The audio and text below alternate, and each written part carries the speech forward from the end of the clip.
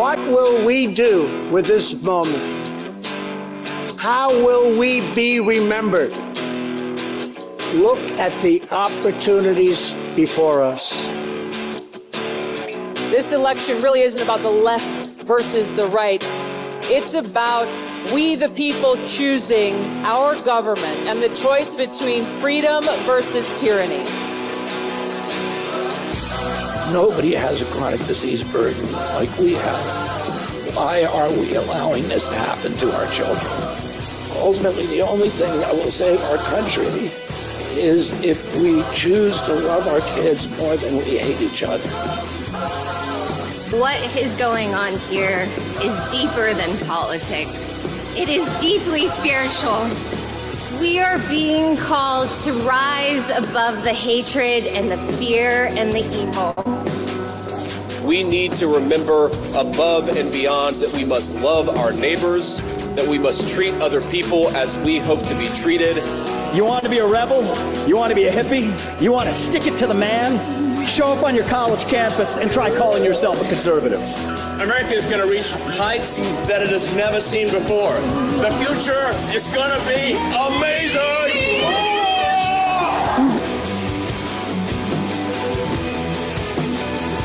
You want healthy children. Don't you want a president that's going to make America healthy again?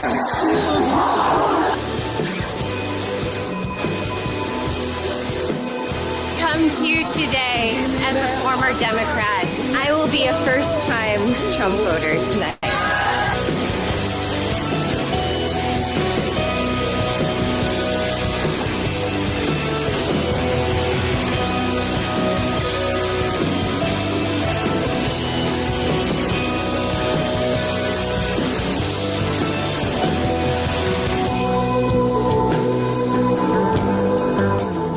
The people dreamed this country, and it's the people who are making America great again.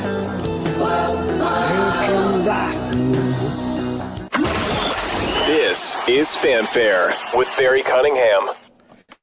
When the election was over and Trump won, I was getting a lot of emails from people. And those emails would be like, what are you going to do now? The campaign is over. The election is over. What are you going to do? And today is one of those days that pretty much answers that question. There is so much news. I can't fit it in to one 2-hour broadcast.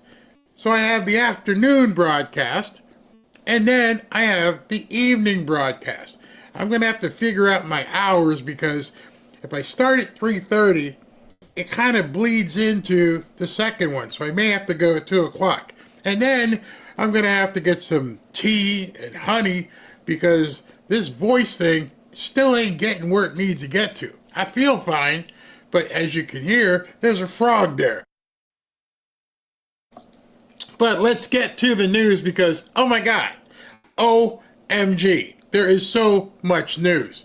Starting with the boss, who's out there just killing it. All right, so we're going to start with what he's been doing since I saw you last a little while ago. And oh boy, is he out there doing it. Let me see if I can blow this up because y'all ain't going to believe this. I mean, seriously. Okay, let me blow it up this way and then let me move it over.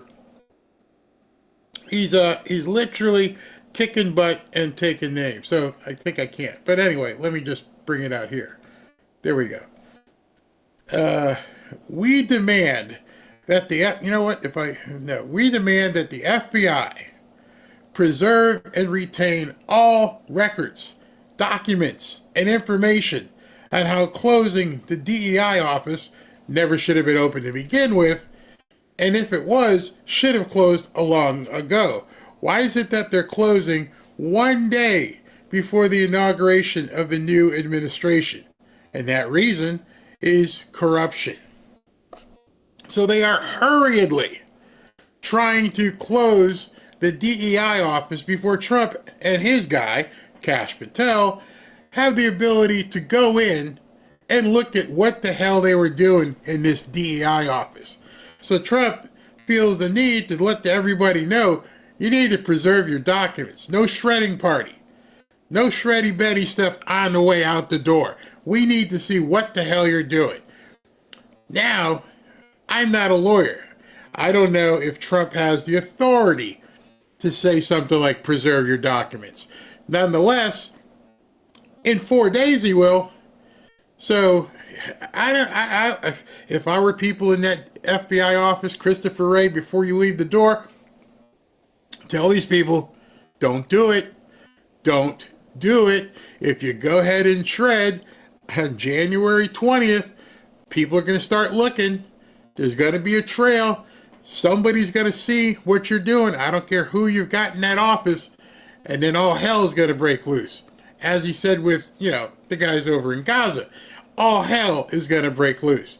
He has just told these people, don't do it. Don't you dare for an instant shred these documents. So I don't know what they're going to do at this point. Let me see if I can make this smaller. Okay, here we go.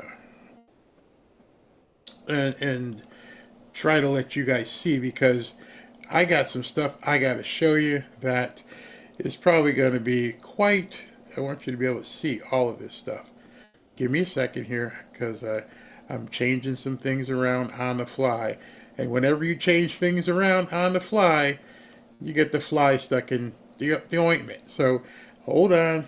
Let me just, all right, there we go. All right, so I can go to the next one. So now you can actually see it. You can see it better. There you go. We demand that the FBI preserve and retain all records, documents, and information.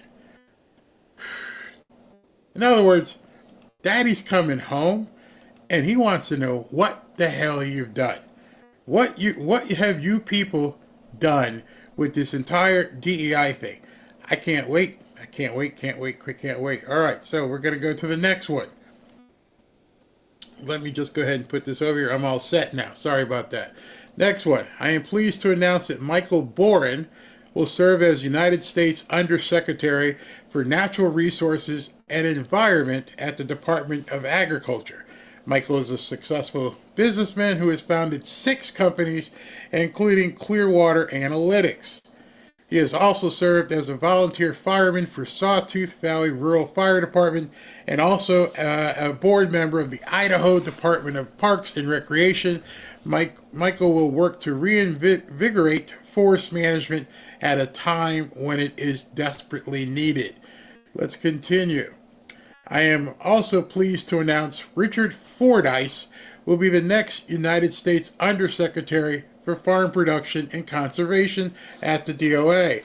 Richard is a 4th-generation soy, corn, and beef guy who served as the administrator of the Farm Service Agency at USDA during my first term. Another guy, bringing him back, and was formerly Missouri's Director of Agriculture. He will work closely with our wonderful Secretary of Agriculture nominee, Brooke Rollins, to ensure that our incredible American farmers and ranchers have the support they need to feed our great nation and the world. All right, so he's continuing to make appointments, but that one about the FBI is shocking. Shocking. Well, I can announce to you that our boy Dan Bongino is not likely to get the job in terms of being head of the Secret Service. The guy who's going to get it, it's the guy here. That guy with the circle around his head. The big guy who had the sunglasses on July 13th. It says President Trump will be naming Sean Curran, who heads his personal detail, to be the Secret Service Director per RCP, Real Clear Politics, Susan Crabtree. Curran was incredibly, in big letters, vocal about the need to increase Trump's security ahead of the Butler attempt, but was repeatedly denied by the Biden regime. Curran put his life on the line by jumping on top of Trump as gunshots rang out, so his loyalty is tough to question. If Trump trusts him with his life, then so do I. I agree. But Curran must reform the Secret Service. Americans' trust in them is at an all-time low. Well, he's going to have time to do it because this ain't no learning curve. You got to jump in and be on this in a couple days. I mean, right after the 20th, at 12:01, you kick into gear. You are then going to be the Secret Service director. So that got dropped. So Dan Bongino didn't get it. And I'm thinking, if I'm Dan Bongino, it's very prestigious, but it would be a severe pay cut for Dan Bongino. I don't want to tell y'all what he's probably making, but he probably makes, in a couple weeks, what the Secret Service director makes in a year. I'm just saying, I know a little bit about this video stuff, and Dan probably banks what this guy is going to make in a couple weeks. So, congratulations to Dan and what he's doing. I was hoping you'd get the job so you would move off that top perch and give us all reason to reach for the sky. But at the same time, you're doing a great job, and I'm sure Sean is going to do a great job as well. All right, next up. Are y'all sitting down? Seriously, are y'all sitting down? We all know that Joe Biden seems to be burning down the house on his way out the door. Now it seems like he wants to burn down the Democrat Party on his way out the door. Y'all sitting? All right, let me drop something on you. Just in, President Biden is considering pardoning President Trump, according to NBC News. Let that sink in. The only federal case, which is the only thing he could pardon him on, would be, that Jack Smith BS that's floating around out there. Fannie Willis, that's Georgia. Judge Merchan, that's New York. So the only thing he would be pardoning him on is basically he wants to do like he did with Hunter. Any and all crimes you've ever done that we don't know about from the beginning of time or whatever up until today. Personally, as soon as he now has floated that, Democrats are heads are exploding. But Trump should tell him in no uncertain terms, or maybe he should let Elon tell him. I don't have the video right now. Go F yourself. Go F yourself. You can take that pardon and you can stick it where the sun don't shine. I don't want your pardon. Now, some of you may differ. Some of you's like, hey, this is going to be a get out of jail. Nah.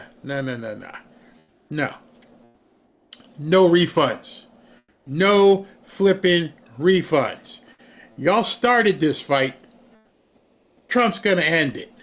That tells me they know what's coming. Between the preservation of documents and now floating out there in the news, it's a trial balloon. They're out there saying it, hoping that people start talking about it like we're doing right now. So I'm going to pause, and I want to know what you guys think about Trump taking a pardon. Yeah, Trump can't take the pardon. It works against him in the end. Take that pardon and shove it. That's how I feel. Keep it, bro. No, thank you. If he accepts a pardon, that is an admission of guilt. Not really legally, but optically. People will see it that way. He wants to do it so that it makes Trump look guilty if he accepts it. Absolutely, Barry. If somebody says, yeah, you guys are feeling exactly the same way. Pardons are for guilty people. Trump isn't guilty. So, but the fact that he offered it, or somebody floated it out there, tells me they're trying to see what the media would say about it. They're trying to see what MAGA's going to say about it. They're trying to see what the Democrats... it's going to be a dumpster fire on their side. Why in the hell would you ever possibly do that? Blah, blah, blah, blah. They're just going to go screaming with hair on fire. But I think most of you, as I'm seeing here, are pretty much thinking the same thing. Hell no. Hell no. Take it, stuff it. If indeed Joe Biden is floating the idea of a pardon out there to Trump, it's only one of two things, and maybe both. One, he's pissed off at the Democrats, and he's going to blow them up, because at that point, it would just freak them out. And number two, please, please, please don't go after all these people. And Trump, I think he holds all the cards. I think he can just say, go away, go away. I agree, Barry. He can stick that pardon where the sun don't shine. Yeah, you put me through lawsuit after lawsuit after lawsuit. You put my friends, you put my business associates, you screwed everybody. You cost me millions. You got between me and my family. You got me shot. So if I'm a racist and I'm Hitler and I'm this and I'm that, why would you want to pardon me? What? Yeah, this is what is going to be happening in Democrat circles. They're going to be going, wait a second, wait. The cognitive dissonance is going to be ablaze like the LA fires. Wait a minute. Why would we pardon Hitler? Makes no sense. So now you're admitting, yeah, it was all BS. Yeah, it was all BS. We just said it. Yeah. Oh my God! Can you imagine how the left will take it? Trump holds the card. Deal or no deal? No deal. Trump will laugh at him. You only pardon the guilty. No pardon. You guys are all saying it. Checkmate victory. Sorry, I meant a lot of the evil say not going to go be there on the 20th. It's crazy. The Dems are so done. I've been telling you this over and over and over. You've seen two hearings. Tomorrow we're going to cover Kristi Noem at 9. Actually, I'll probably go live at 8:45. Be early morning Friday. Early Friday morning. But they got nothing. Literally nothing. As I've said many times, people have asked me what I mean by when I say there's no bench. There's nobody coming out the locker room to save the Democrat Party. There's nobody there. And you can see in these hearings that they're just cast adrift. They have no idea what to do. They're still campaigning for November 5th after they already got spanked. Nothing. Oh, by the way, my lovely doggie here, who I love with everything, is a Chihuahua. A Chihuahua, full-blood Chihuahua. So when I say my little Mexican, I'm not being denigrating or racist. That's my little Mexican. So you have to deal with it. He's sleeping right there. That's my boy. I'd go to battle for that boy. If I was walking down the street and the alligator came after him, alligator, you're going to have to take a bite of me because you ain't getting my boy. All right? So anyway, just felt I need to say that. The Dedocrat Party. Yeah, exactly. We haven't done that. 5:45 a.m. in California. I am not a morning person. Yeah, it's going to be early.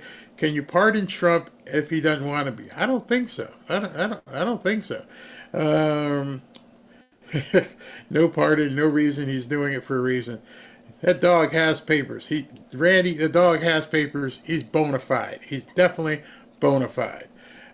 Sound like to me like a future quid pro quo. Can you wash my back? I see what you're saying. But anyway, that's where we are. I can't even fathom that they actually put that out. That Biden is, well, and it's not Biden. I mean, it came out at 7:06, which is basically ice cream time and diaper change. Somebody in the organization put that out. Why? I can't tell you. No. Let me just answer emphatically. No. All right, so let's move on to our first story. Got a lot of stuff coming up. A whole lot of stuff. Settle in, get a drink, get a cookie or cookies, get some chips, whatever you got to do. Here we go. Ready? Never in California questioned whether or not we as taxpayers in the largest state in the union should support the people of Louisiana at a time of emergency and need. We never conditioned it. We never talked about putting the full faith and credit of the United States of America with the debt ceiling bill so we can get tax cuts for billionaires and corporations that don't need it, and then put at risk the lives of hundreds of thousands of Americans that happen to live in California, a state. Somebody's scared. Somebody is really afraid and really pissed off. You blame him?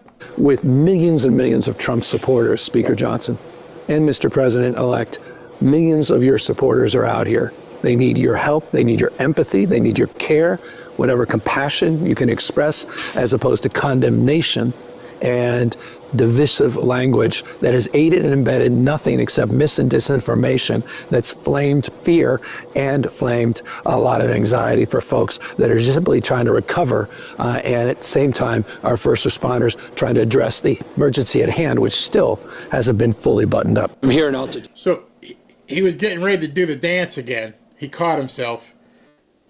They're in big trouble in California. Mike Johnson just completely destroyed him. He goes, this is from Libs of TikTok. Oh my God, Speaker Johnson just obliterated Gavin Newsom. Instead of making highly produced clapback videos with social media influencers, you should get to work helping Californians. You're the leader of a state in crisis, and you should finally start acting like it. Ow. Ow. You see, now they know that the Trump administration has come out enough where they're saying we're going to have to condition whatever aid goes to California. And you're like, no, you shouldn't be able to do it. What? Why would you have a problem with that? Nobody has said you're not getting the aid. The only thing people have said is we're going to have to keep an eye on it because you guys have already proven to us that you can't be stewards. And what I'm going to show you here is going to show you that there's a whole bunch of problems with his stewardship as governor, including this next piece. I just signed an executive order with community leaders to deal with the issue that is becoming a bigger and bigger issue every day, and that's land developers that are engaging in predatory efforts to make unsolicited offers for properties at significantly below market value. This predatory behavior is disgusting in the best of times, and of course here in the midst of this tragedy at scale, it's disgraceful. So we're going to hold those folks accountable. I'm very grateful for the leadership here in the community that promoted this approach, and this executive order is a reflection of their direction and their commitment to preserving the unique character of this community for generations to come. So let me get this right. Full disclosure, I've been in real estate for 25, 30 years. You're telling me the people in California who say they've had enough, we're done, I'm selling. You just did an executive order to tell these people, nope, can't do it. You can't sell. It's got to be unconstitutional. People have got to fight it. This guy is nuts. You are telling people in California, I can't bail and get out of Dodge. I have to sit here with this burned out shell and dirt. I can't sell. People are going to make offers. There is not a single person who's going to do a Godfather style offer and hold a gun to somebody's head and says either your signature or your brains will be on that contract. It doesn't work that way. So you are making a law to inhibit commerce. You are telling people, I have an asset, someone wants to buy it, and I can't buy it because you put some executive order saying, I can't sell it. I don't think that thing survives in court a day, but the fact of the matter is you're proving that the aid being sent to California should be conditional. You're proving that you have no idea what the hell you're talking about. You are proving that you're basically a communist. These people are stuck, and you're telling them, I can't leave. Some of you guys may disagree, but I'm telling you, I've bought foreclosures, I've bought tax sales, I've bought people who went to divorce. I think I've even told you, I went to prison and bought a house from a man sitting in prison doing life for murder. And bought that house and then sold it, just like the commodity that it is. And you're saying someone in a, quote, distressed situation cannot liquidate their asset. That's friggin' insane. That's absolutely insane. And there's nothing, I don't care how you try to put it, there is nothing predatory about it. People have just lost their livelihoods, lost everything. Many of them aren't even insured. And somebody comes along, somebody like me, says, hey, Fred, I see your dirt there. I'll give you $2 or $3 million. Fred at that point has the expressed authority to say no or yes. There is nothing predatory about doing a deal. The fact that you don't know that and the fact that you're inhibiting your population tells me you're not qualified to be in that position. There's nobody forcing anybody to sell their property. Never has happened. I've been buying and selling houses for 25, 30 years. Never once went in and said, you got to sell that to me. In fact, I would give, as most people would give, an out clause. Hey, you got 24, 30, 36 hours to say, I don't want to do this deal. No problem. I understand. Stressful situation. Think about it. Talk to your wife. Talk to your attorney. Do whatever you need to do. I encourage you to talk to your lawyer. Do you know how many properties I've bought from attorneys? Attorneys who have said, hey, listen, they're going through a divorce and they hate each other and they just want to sell this property. Okay. And you're saying that's predatory? You realize, Gavin, that might be the only thing saving some people? They lost everything they own, burned up. Gone. The only thing left is dirt. The house may have been worth $15 million, but now all you have is dirt. There's nothing left. You're going to do like that judge up in New York? You're going to declare what something is worth? How else could it possibly be predatory? This dude is proving he has no clue what he's doing. None whatsoever. It is absolutely insane that he would do that. Yeah, it's pure communism. I would just get on a plane and leave the state and just let them keep the dirt. No, that's what he's hoping for. He's hoping that these people are trapped and have no way out but to basically deed it back to the state. Newsom is the predator. Yes, there will be a thorough investigation. Absolutely. Because he wants first dibs. It makes no sense. I sit here in Florida and I can pull up a map of Pacific Palisades or Malibu and I can send somebody an offer. He's like, oh, they can't take unsolicited offers. What? What? Do you know the entirety of the real estate business exists because of unsolicited offers? Go ahead and, I'm telling you right now, if you don't know that, go ahead and file for bankruptcy. Go ahead and file for divorce. Go ahead and have somebody die and look at your mailbox. Look at the mailbox after one of those life-changing events. It's going to be packed with letters and FedEx packages saying, hey, you want to do something with this? That's not predatory. I know you are in a bad situation. If none of those letters ever came in, you're stuck. Completely stuck.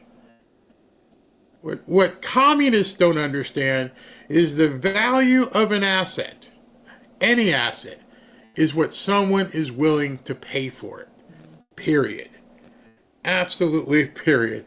SV sitting here yelling at me, put on slow mode. Slow mode. Hold on, SV. It's happening right now. Getting ready to do it. And I don't mean, because I'm sure there's some people who don't understand the whole idea of buying and selling. This entire country was built upon people buying and selling. Some people are going to sell at a loss because they have to. I didn't create the situation. They didn't create the situation, but nonetheless, they're in that situation.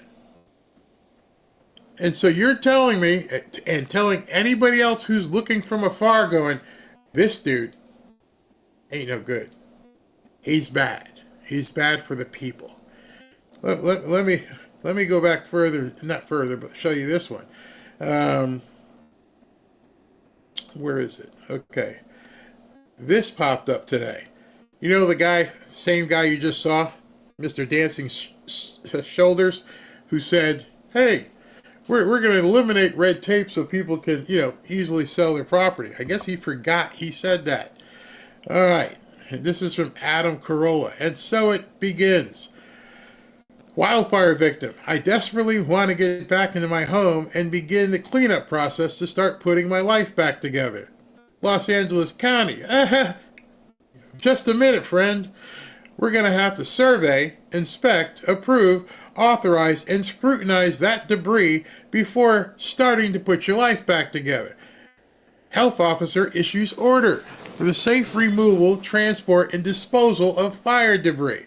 The health officer has issued an order prohibiting the cleanup or removal of fire debris at fire-damaged and burned properties located in all these areas until a hazardous material inspection is completed by an approved government agency. Fire debris removal activities must be approved and comply with local, state, and federal laws and regulation. Hope y'all understand it. Look, because now I'm going to have to explain it. Oh, yeah, I see that you've got this burned up shell of a house. Yeah, you can't even move that stuff until we send out an inspector to basically make sure it's okay to dispose of it. And I guarantee you, there's going to be some costs associated. Ain't nobody doing it for free. Nobody's doing it for free. Understand, when you see this and it says until a hazardous materials inspection is completed by an approved government agency, what happened if this approved government agency finds that, no, there's some asbestos that was in your wall? Oh, yeah, well, that's a whole different kind of cleanup now. Hey, maybe we see some lead pipes here and they're dripping into the soil. It might hurt the worms.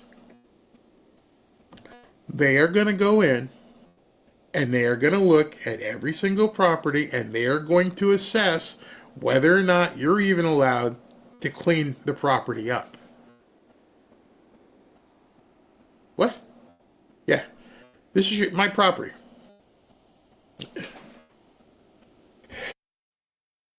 This is all I have left, is this stuff back here.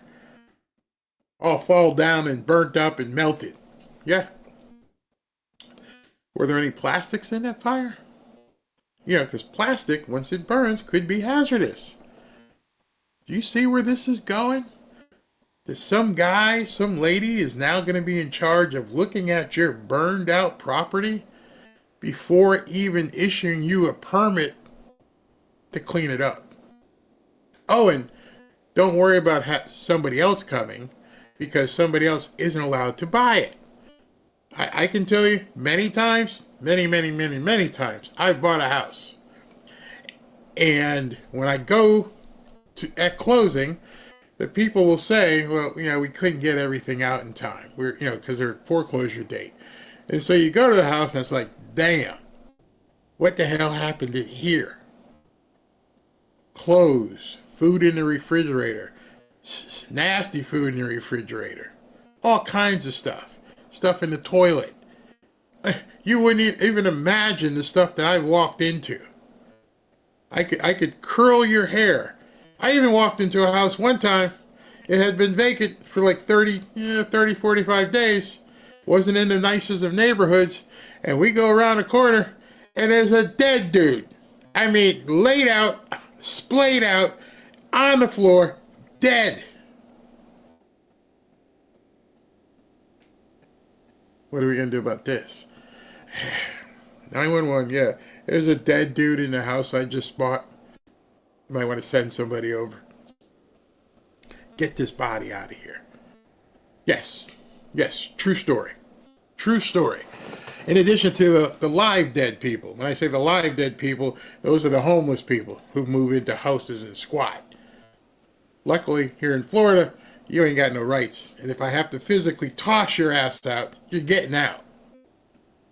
But not going to happen in California.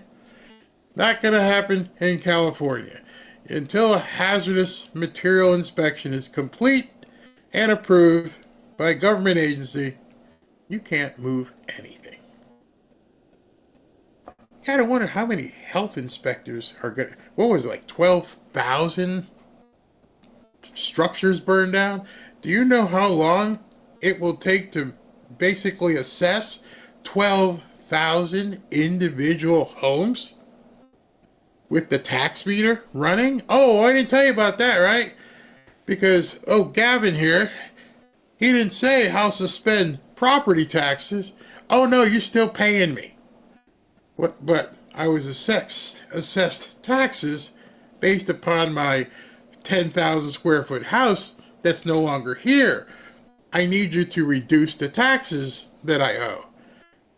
You're going to have to file paper in triplicate, and ask for an appeal, and go before the zoning board. Oh, these people are screwed. These people are absolutely screwed. Many of them have no idea what they're about to face.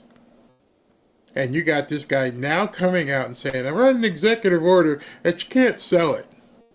Well, what happens if I can't pay the taxes because the taxes don't exist anymore on a house? What are the taxes on a house aren't the same as taxes on dirt.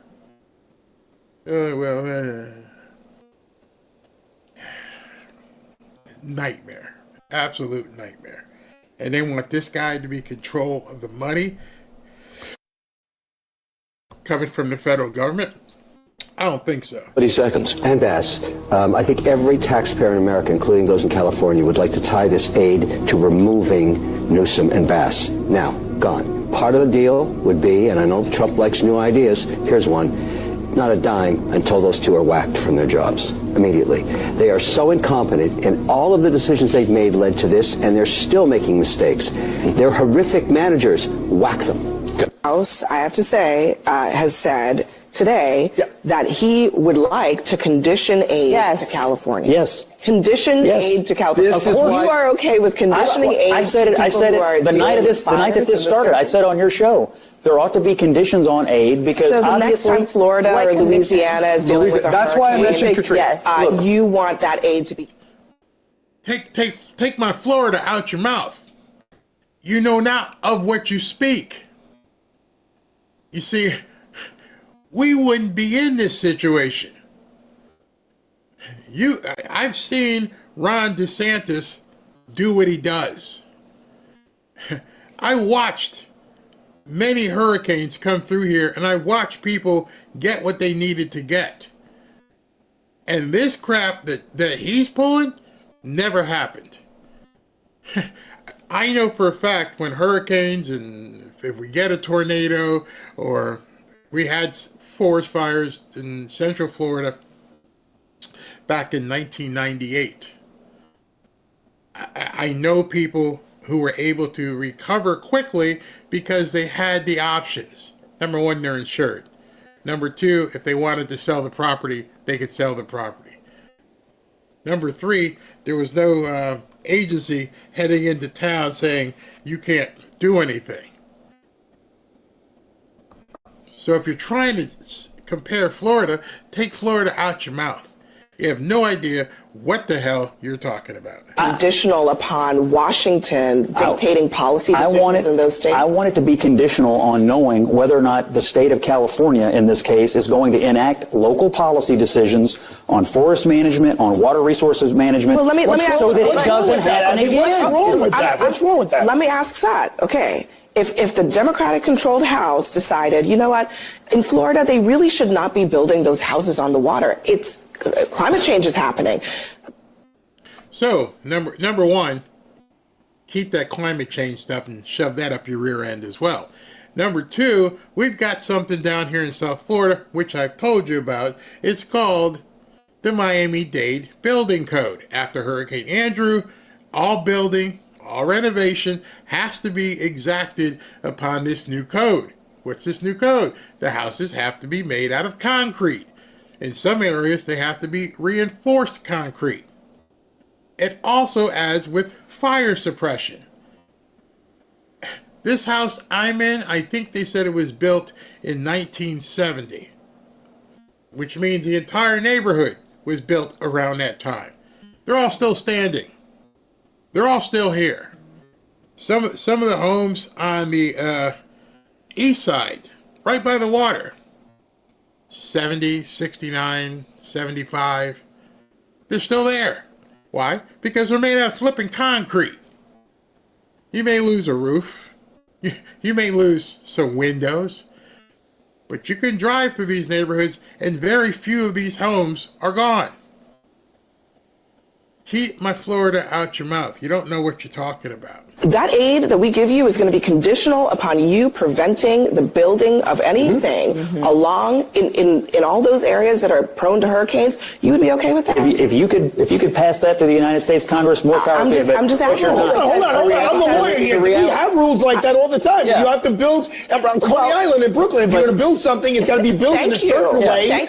So you're going to get the money. It's got to be built so it's Arthur, thank you. So Arthur is pointing out that is very much something that Congress could do. Would you be okay with that? I am not for a blank check to a state that has clearly failed and doesn't know how to manage fires. I would like to see a partnership between the state and Washington so that whatever money is being spent. Look, I don't live in California. So now we're talking about a partnership. But if you want us to send you billions upon billions of dollars, we need to have some assurances that you're not going to flush it the way you maybe have flushed it. I don't have homes and this is the problem. What's wrong with leftists? Where does their elevator stop short? What don't they understand? You just watched on television a horrific event that could have been prevented. All you had to do is do what everyone told you. Clean up the brush, make sure it's all weeded out. You know the Santa Ana winds are coming. There's nothing to be surprised with. Oh, and then make sure there's flipping water. You see, down here, if there wasn't any water for a fire, yeah, I would ask DeSantis and I would ask the mayor in the local county, what the hell were you guys doing? But it doesn't happen. They completely dropped the ball almost intentionally. Listen to what this woman has to say. Karen Bass used fire department money to fund a queer occult interest, an ebony theater, and a trans cafe. So she had tried to slash almost $49 million from the Los Angeles Fire Department budget one day before the Palisades fire started. This came after more than $17 million in cuts the previous year. Okay? She didn't want to waste money because we're in a state that's under a constant threat of disaster. So what did we fund instead? What did we use that money for instead? Well, the budget resolution for 2024 to 2025 fiscal year shows some foolish spending. So there was a midnight stroll transgender cafe, which Karen Bass suggested a $100,000 slush fund. And that amount was fully approved by City Council.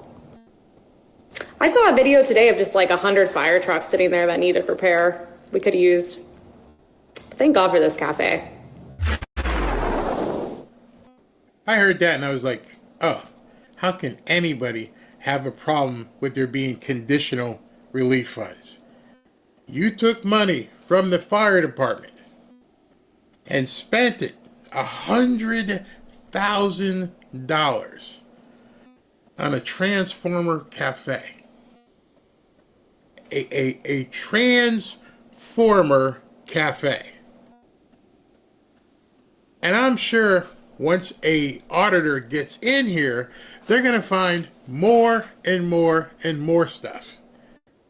Hell no. You don't get a dime. You can scream bloody murder unless there's a California czar that goes in. I would love to hear what you guys are saying. They are the reason that this happened. Therefore, the victims should sue the state. Absolutely. Do them people even listen to the amount of money that California has been given to pay for stuff and protect the city, but they gave away fire equipment to Ukraine?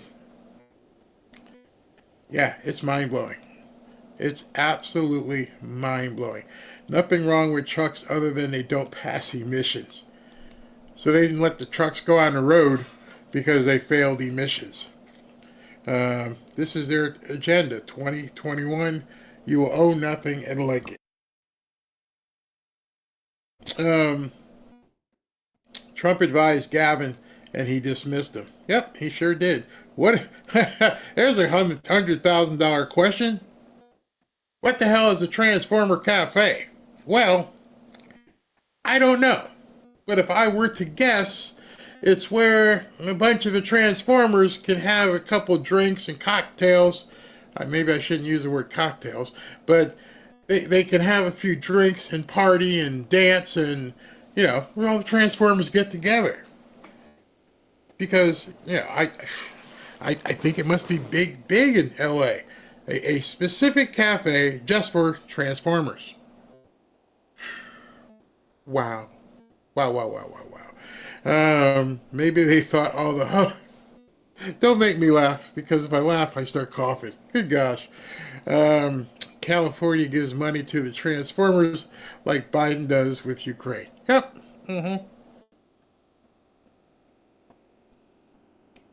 I have no idea what these people are going to do. But I know you know what you need to do. And what I mean by that is, this is something... Don't let it go. Let Trump know. Let whoever's going to be tomorrow. Who's it? Tomorrow is Homeland Security. But whoever the new secretary who's in charge of this stuff, let them know. Tweet at them. Write letters. Call them and say, no, you're not giving these nuts money unconditionally. Can't happen. Too bad. You're taking my tax dollars from Florida. You're taking your tax dollars from Indiana, wherever you are, and saying, hey, let's just give it to Gavin. Ain't gonna happen. Ain't going to happen. That to me is basically at that point just wasting money, which I know Trump ain't about. Let's continue. I think the way he's leaving office has been, frankly, pretty terrible. He's going to be remembered for a few things. But politically, it's mostly for when he was vice president, he and Obama sort of ushering in the Trump era initially. And then as he's leaving office as president, bringing back Trump and Trumpism stronger and more popular than ever. Today, Biden has like a 61% disapproval, and Trump is over a 50% approval and more popular, and his ideology is more popular than it's ever been. If everything you say is true, the Democrats should have had no trouble getting reelected in this election, yet they were. It's an issue of a communications failure. I know, and for Democrats, it's always been about communication and no introspection about the policies that led to him leaving office as one of the most unpopular presidents. When I watch this tonight, I remain astonished that he, his family, and other people around him thought he could ever run for another term. I mean, there's no way he could serve another 6 months, let alone another 4 years. The fact that they pursued that farce for as long as they did, to me, remains one of the most astonishing things about this term. So Democrats, as I've said over and over again, are still fighting the battle from November 4th. This is still to them part of the election. It's not sinking in. I don't know if it's because there's no direction. There's nobody telling them what to do, how to move forward. But it seems like every passing day, they are being left further and further behind. I'm okay with that. I'm sure you're okay with that. But the distance that's happening right now is Trump is coming in here and he's swinging a big bat. And we're going to do this, we're going to do this, we're going to do that. And you're over here talking about social media censorship. That ship has sailed. There is nothing you can do about what gets said on X, maybe possibly what gets said on Facebook, and eventually, hopefully, here. You can't do anything. You're done. Why are you still trying to litigate censorship? Why are you still trying to litigate, different things about, what was he talking about? Oligarchs. All the monsters in your closet have been exposed, and the electorate said, we don't care. We want Trump. And they're still saying, oh, it's bad. This is really bad. You got to watch out because things are... They have nothing. And this next clip, these people are talking about how they spent the better half of 9 or 10 years trying to paint a picture, and on November 5th, that picture completely fell apart, and they don't seem to understand that it did. Expect Senator Rubio to be confirmed on the 20th. That's the hope and expectation, and national security is a great card to play to say the president needs his team in place. I think now the base case is the most likely outcome here is that Hegseth could be confirmed on the 20th as well. What does this team do about the senators who have yet to declare? What do they do about the Senator Curtis? What do they do about Murkowski and Collins and McConnell? Do they work them now? How does that happen? I have not, Mark. I did the 2024 campaign, and I was a senior advisor on that and worked on 2020. Since the election happened, I am not part of the transition. I haven't been involved in any of these briefings, so this is all speculation on my part. I want to say that right up front. Yes, I would think that there's no reason not to have those communications starting right now. The hearing is fresh. He did very well in that hearing. Why not go to these fence-sitting Republican senators, if they are indeed fence-sitting Republican senators, and reach out and touch them now? I think Pete Hegseth really did himself a lot of, and I know Pete a little bit, fairly well, from dealing with Fox and all that in his role at Fox and Friends. And I knew he was going to be impressive in this hearing. I anticipated that he would be, and they should capitalize on that and go out and touch the Republican senators that they think might still be sitting on the fence. And I think that what the mistake that the Democrats made is that, from the perspective of the American people, I would think that Americans would look at this. Let's say you're an independent, and Americans would look at this and say, gosh, didn't we just have a whole campaign about this kind of stuff? And this is the way I look at it. The Democrats have come to the end of a 9-year messaging program during which they woke up every single day and told America and the world that Donald Trump was a bad guy because he's an authoritarian, he's a racist, he's a sexual predator, he's a fascist, he's all these horrible things that they say about him. And what was the end result? He won. He got elected to the presidency again. This has got to be regarded as the greatest communication failure in the history of world politics, a 9-year campaign that failed. And so after that, Trump wins the election. He won all 7 battleground states. They move on to this process now. And what are they doing? It looks like, to me, they're running the election all over again in mini form because they lost the first time, and they're just getting their frustrations out. This is not a good look. That's not what the opposition party should really be doing here. I think if the Democrats want to try to dig out of a hole, they try to find a way to look a little bit more constructive instead of, yelling. They begin their questioning yelling, and then it only gets worse from there. It would have been far more effective to exhibit some sort of calmness or some ability to be able to control your temper. And none of those Democratic senators seemed to be able to do that right as soon as they were acknowledged by the chair that it was their turn. Wait till Kash Patel gets in that seat. They're going to lose it again. And I firmly believe that the reason all of this is happening, there is no leader. Obama, he's been found out to have no juice. None. Hillary, nothing. Michelle Obama, she ain't even showing up. Not even showing up. Kamala, you're done. Who else is there? Pelosi, you're done. All their heavy hitters need to be put out to pasture. But you know what? Shh, Barry, shut up. Let them continue. Because they nothing is going to change. Because the people who could effect change aren't going to be appreciated by the nuts in their party. You know, because obviously at this point, you're going to have to moderate. You're going to have to move off of the crazy train. You just found out nobody wants it. Gavin Newsom still trying to run the crazy train. People are pushing back. And so at this point, the nuts like, Joy Reid and Maddow, and let them just keep doing it. Because the last thing you want to do is get in the way of somebody who's digging their own grave. They don't have any way out of this. None whatsoever. Let's continue. Finally, Republicans must fight the woke agenda and they must defeat the radical left. Florida has fought and won against the woke agenda. We have won time and time again against the political left. And right now, the Democratic Party in this state lies in ruins, and we are a solid Republican state, which people didn't think was possible even 5 years ago.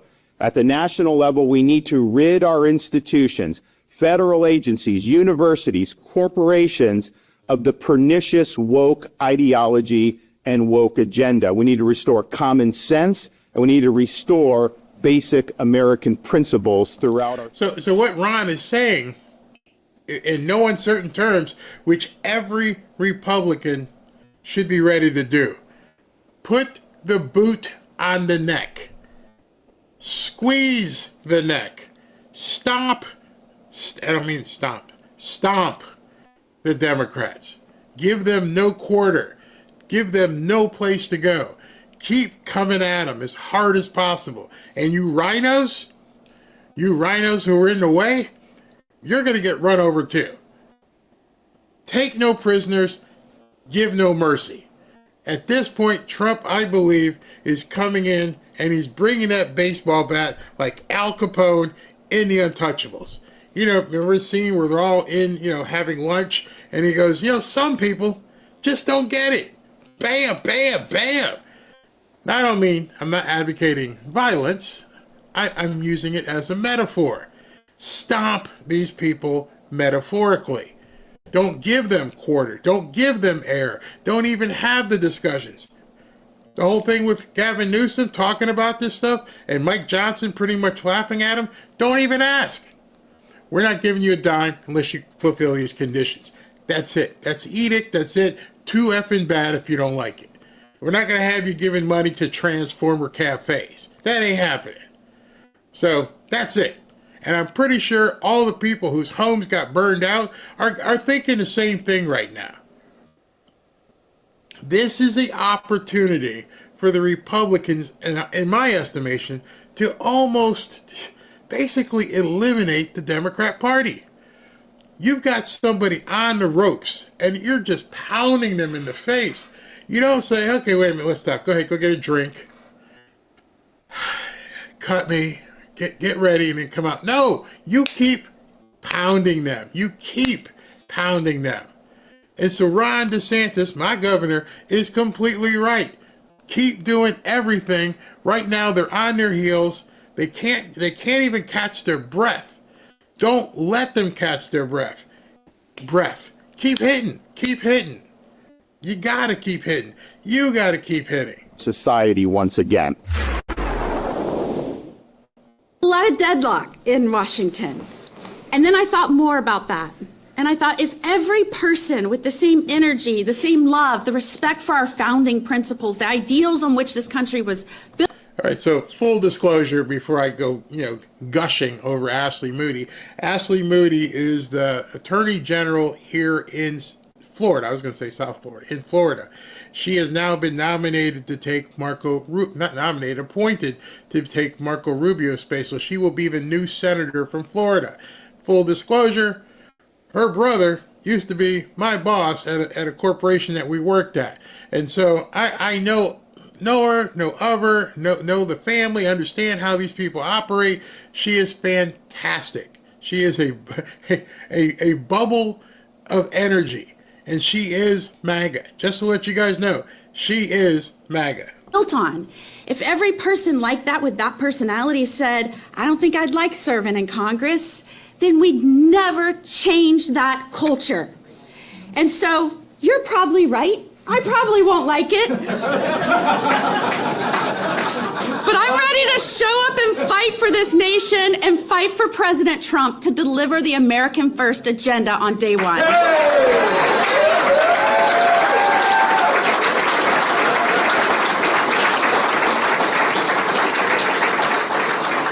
What has angered me the most as Attorney General, as I have had to fight the Biden administration over the last 4 years, when we have seen policy after rule, after financial decisions, spending out of these agencies, as the agencies have gotten bigger, as they have taken more power, as they have tried to tell the states what to do more and more and more, all that does is take the will of the people, the want of the people through their elected representatives in Congress, and turns this into a country we don't even recognize anymore.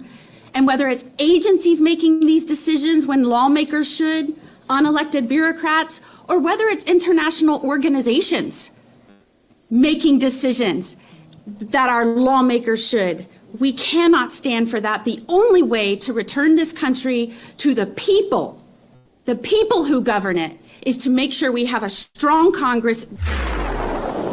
You are going to hear a lot about her. If you like Pam Bondi, you're going to love Ashley Moody.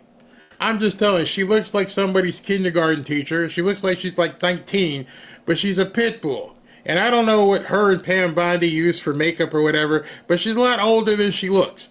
And she knows her stuff. She has been a firebrand down here. I can't wait to see her up in Washington kicking some butt. I'm so proud. I'm happy that she's there. She's going to do a great job. And she's not like Marco was. She is full on Trump. She is full on MAGA. So we have somebody there who's going to be fighting for us every step of the way. I'll be right back. As you know, President Trump has assembled the Avengers to make America great again. And of course, we're all excited and ready to see them get to work. But with everything we're seeing right now, don't take your eye off the ball. Things could get much worse before they get better. With the possibility of World War III still looming, and with the Democrats doing everything they can to impede Trump, you still need to keep your guard up and your money protected. Oh, and our national debt is still massively increasing. Don't get me wrong, I have high hopes for Trump's America, but I also have a family to look out for. You see, Trump and the Avengers have quite the uphill battle ahead. That's why I'm making sure I'm protected, and I'm recommending that you do the same. One way to be protected is by diversifying your portfolio. That's why on this channel I've been happy to partner with Lear Capital. As you know, I've been involved in real estate for quite some time. And although I dabbled in gold and silver, Kevin and his staff at Lear have helped to educate me even further, especially in regards to silver. Give Lear a call today and they'll show you how easy it is to move some of your savings or your retirement account into gold and silver. Gold and silver have been proven to hold value and protect wealth for the long term. Call Lear today at 800-601-5430 or go to learberry.com to get your free gold and silver wealth protection guides. There's no obligation, just free information. Many of you have seen my interviews with Lear founder Kevin Demerit, and I can tell you this company is solid and likes to educate their customers. just so you know, Lear has over 27 years of experience, thousands of 5-star reviews, and over $3 billion in trusted transactions, and is the only company with a 24-hour risk-free purchase. You don't pay unless you're 100% satisfied. So call 800-601-5430 or go to learberry.com. And when you call, don't forget to ask how you can get up to $15,000 in bonus gold or silver with a qualifying purchase. So if you'd like to take advantage of this opportunity, please call my friends at Lear Capital at 800-601-5430 and tell them Barry sent you. All right, with some crazy stuff getting ready to happen, I work with Lear, I buy through Lear, and if you guys are in a position to basically hedge your bets at this point, maybe you might want to look at Lear. So the next story I have for you, you probably won't even care about it, but it's still something that's really important, and it shows again Biden's failure. Excuse me. President Joe Biden won't enforce a ban on the social media app TikTok that is set to take effect the day before he leaves office on Monday. A U.S. official said Thursday, leaving its fate in the hands of President-elect Donald Trump. That was at 8:35 tonight. I could be wrong, but I'm pretty sure last night Joe Biden did a speech, pre-recorded, where he said he was worried about social media and social media being limited because it's bad in his eyes. So imagine my surprise when there's a court order that says TikTok has to shut down, I think it's Sunday night, midnight. If TikTok is supposed to shut down, that seems like it was going to basically support something you want. Oh, all this disinformation on social media. But same thing as college forgiveness, student loan forgiveness. You're punting. I'm not going to enforce it. Yeah, whatever. We're done. Personally, I don't care. I have no stake in the game in regards to TikTok. I don't even use it, never even put it on my phone. But there are millions of people who watch TikTok. And it's owned by China. And so Biden, who just last night told us all, oh man, I got to make sure that we get control of these social media companies, is getting control and saying, nah, never mind. So Trump can deal with it. Well, you know what's going to happen? Trump is going to get in there. He's going to cut a deal. I have no doubt that he is going to cut a deal to keep TikTok up and running for those people who want to use TikTok. It won't be under Chinese control. I guarantee you that.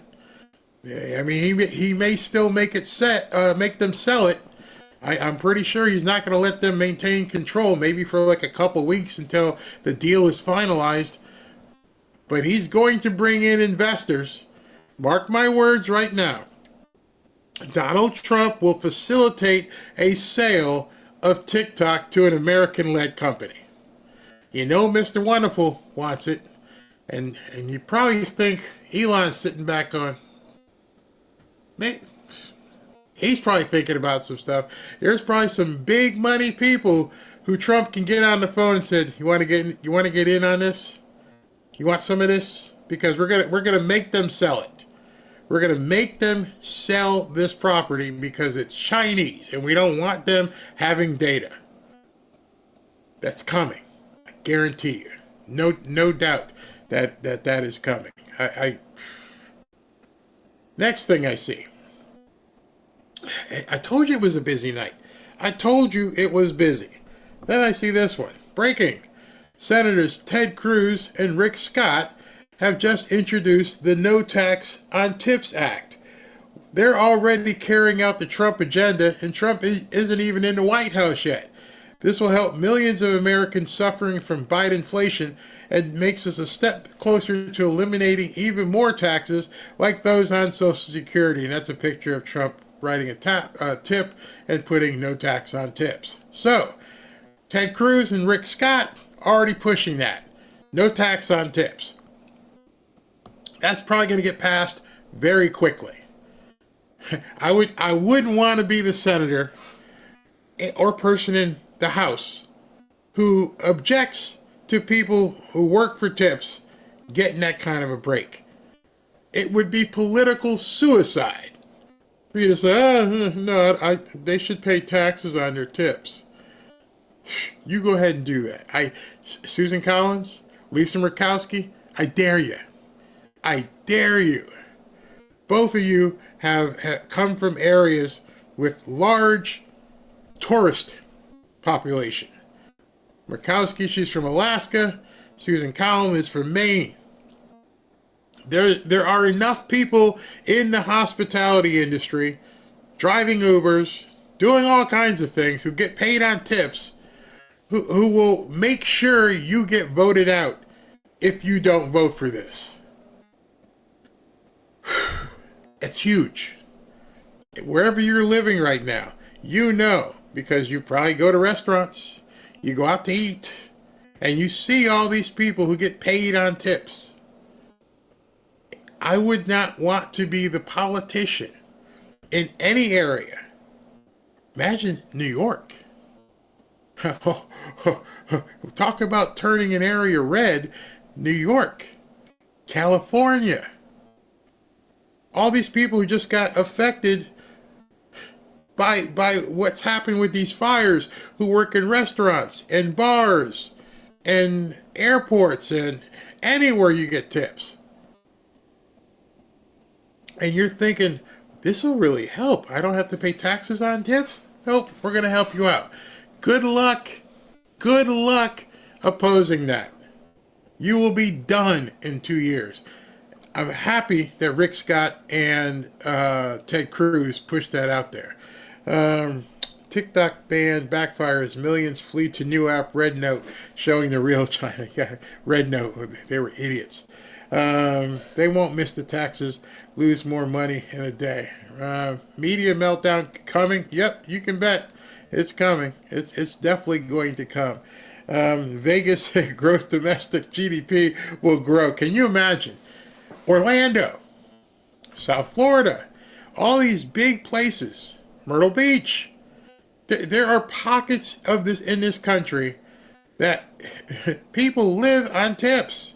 My barber, not even like slinging food, cuts my hair. You tip them. Wherever you go, ladies, you get your nails done, you leave a tip. You go get a massage, you leave a tip. That Trump was brilliant by putting it out there, and now that Rick Scott and Ted Cruz are actually making it, they're bringing it to the floor. Genius, absolute genius. Start spreading the news. I'm leaving today. I want to be a part of it. New York, New York. Will Cali still vote blue? I don't think Cali's been voting blue. I think they've been orchestrating some stuff out there. And this is a good way to begin siphoning people to your side. I got more money with Trump. You're spending money on a Transformer Cafe. What in the hell is a Transformer Cafe? They want to ban TikTok, but won't ban OnlyFans or Pornhub. Yeah, exactly. My daughter bartends and serves, Randy. Yep. Hairstylists get tips as well. You're right. This is huge. Absolutely huge. Like I said, Florida's already red. South Carolina, you got Myrtle Beach, you got the Grand Strand all throughout there. That's heavily red already. But think about all those pockets around the country that are visited by tourists. You know, Gatlinburg in Tennessee, that's red too. I guess everybody wants to go where the red people are. Ain't nobody going to Connecticut. But Connecticut has Foxwoods. Big casino. This stuff is going to be huge. Absolutely huge. No tax period. We never had a tax up until 1913. I think Trump is trying to get back to that. So that is going to be huge. Absolutely. All right, so now I want to show you something. I think it's queued up. Hold on. Let me just make sure. Is there still more work? All right, so this is a newscast with James Comer. Let's listen to this. Be done to make sure we understand if there was any national security damage done by the Biden family as a result of this grift.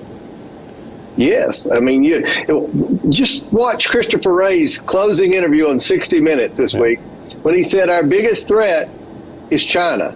Well, why wasn't he concerned about the fact that Joe Biden's family took $8 million from China? They lied about it. And then they laundered it through a series of shell companies. The banks caught them. The intelligence community caught them. And yet nothing was ever said or done about it. In fact, the intelligence community went so far as to write a letter with 51 of their former intelligence officials signing it, saying that initial discovery wasn't true. So I think that we've got a lot of work to do to hold people accountable that were involved in the cover-up. Prior to doing this interview, John, I sat down and had a long discussion with Kash Patel. Yeah. I'm real excited about his new reign as the director of the FBI. I think that he will be able to work closely with my House Oversight Committee. We pledged to cooperate with them. And I said, Kash, you're going to have a tough job in getting rid of and dismantling these deep state bureaucrats in the FBI that have censored conservatives. They've coordinated and colluded with the left-wing media to disinform and indoctrinate their viewers, and they've lost the confidence of the American people. So there's going to be a lot of rebuilding that's going to have to take place at the FBI and in our intelligence community. But more than anything, I hope that we can go back and hold people accountable for all the cover-ups and all the lies that they told to the American people. Files. You're hearing the name come up more and more and more. And you're hearing now people actually on the right actually saying we're going to see accountability in the deep state. They are feeling emboldened at this point to say this out loud. It is going to be quite scary for a good amount of time here. I saw this earlier. This was from Laura Logan. I don't know if you guys know Laura Logan, but she was a reporter. She was on 60 Minutes at one time. She's independent right now. The amazing part of where we are now is the deep state either hasn't figured out its strategy of nonstop attacks, is no longer effective. Either that, or as I've been saying, they got nothing else. So she's saying either they haven't figured out that they're doing exercises of futility, or they ain't got nothing. Which I say the latter. They don't have anything. Regardless, accountability dwarfs the border and the economy. Millions of Americans vote not to pause the globalist agenda. They voted to end it. That's what I was saying earlier. This isn't to hurt the Democrat Party. This isn't, and what we need to be doing isn't about, keeping the Democrat Party in check. You have an opponent right now on the ropes, dazed and confused. Republicans, I don't even want to say Republicans, MAGA needs to take these people out. Don't give them any pause. Don't give them time to recuperate. Take them out. That's why I think they're freaking out in these hearings. They know what's coming. You know the Q saying, no one can stop what is coming. I'm watching things really begin to speed up. The fact that they're even talking about that 17th letter, the fact that they're talking about Kash Patel go out there and kick some butt and, hold these people accountable. The butt puckering in Washington must be astounding. Laura is so right. Regardless, accountability dwarfs the border and the economy. Dwarfs it. We all want to see these people taken down for what they've done, not just to Trump, but to America. Because given the opportunity, if she had won on November 5th, they would be looking to take all of us out. You would be giving up probably most of your money to taxes. You would own nothing and be happy. They weren't going to just, let's let MAGA be okay. No, they were looking to exterminate us. So if you have an enemy / an opponent whose total ideology was to make you completely inconsequential and destroy you, you better understand what you're up against and destroy them. That's why I don't think enough people, and I've said it before, some people got mad in the chat. I'm like, you don't know how to win. You know, when this man says this, we're going to win so much, you may even get tired of winning. And you'll say, please, please, it's too much winning. We can't take it anymore. Mr. President, it's too much. And I'll say, no, it isn't. We have to keep winning. We have to win more. We're going to win more. And I don't think, well, actually, I do think, I think a lot of people on the right really do feel, I can't take it anymore. It's too much winning. Let me just tell you, as a former football player, there's no such thing as too much winning. Robin's one of her things is you can't be too skinny, you can't have enough money, and I'm going to add into that, there's no such thing as too much winning. You, like Sylvester Stallone, have to have the eye of the tiger at this point. You need to make sure you are doing everything to stomp these people into oblivion. You need to not ever get tired of winning, even the smallest of battle. When Ashley Moody was talking about going up to Washington, obviously her and DeSantis have spoken, and DeSantis like, you're not going to like it. He's like, I probably won't like it, but I'm going to do it. I'm going to get up there in Washington and kick some liberal butt. And she's going to do it. She's being thrown into the fire. She's leaving the confines of Tallahassee and going up there and having to deal with Rashida Tlaib and AOC and Elizabeth Warren and all those nuts. If you don't have your game face on, if you're not ready to go to battle, then no, you're not ready to keep winning. You are one of the people who are going to go, I can't take it anymore. I can't take all this winning. Get used to it. You got 4 days. 4 days. Get used to it.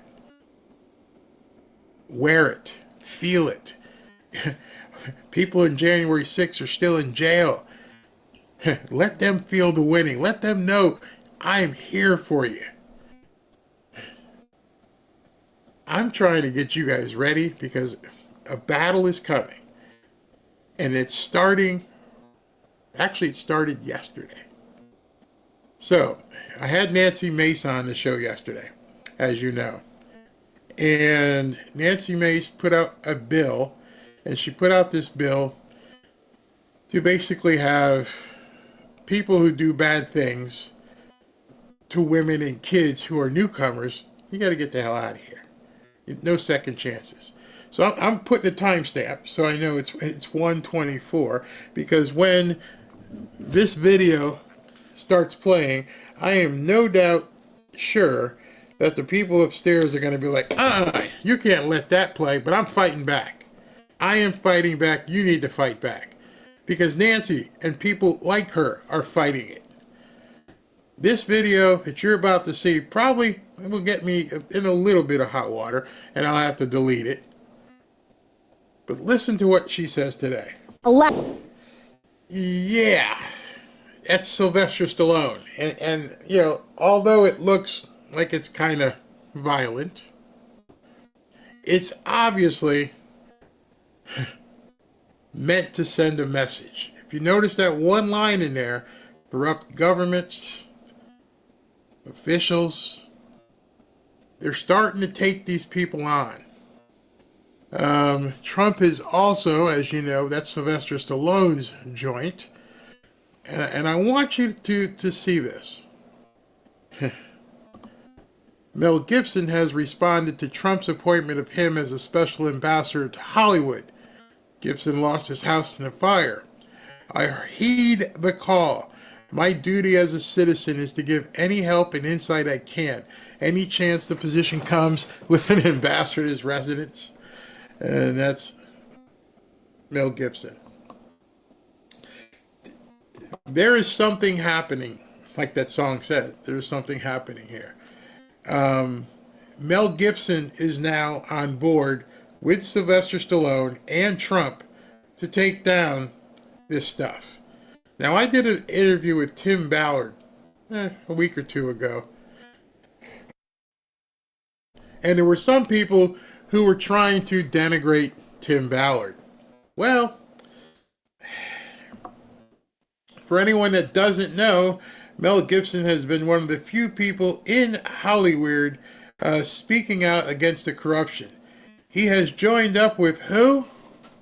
Oh, Tim Ballard in Operation Underground Railroad to rescue trafficked children.